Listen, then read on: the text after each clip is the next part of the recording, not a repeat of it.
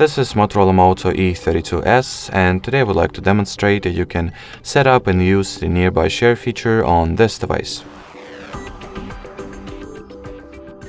So the first step that you need to take is to make sure to enable Wi-Fi, mobile data, and Bluetooth. So then among the control center shortcuts, find the one that says nearby share. Here it is in my case, and touch and hold onto it.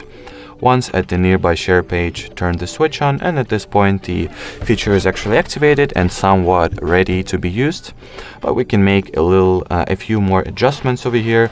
So for example, you can rename the device if you want to. I'll not play original and just set a custom name, custom device name of HardReset Moto.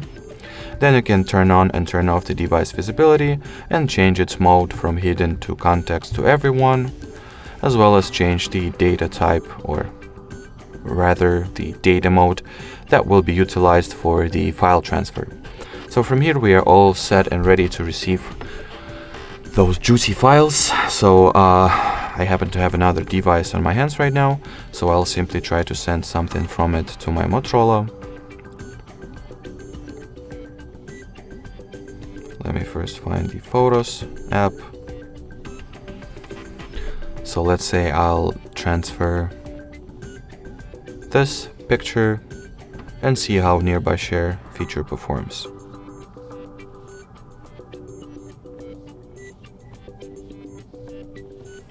Now we have to accept the transfer at the receiver's end once we have initiated the transfer on the sender's phone.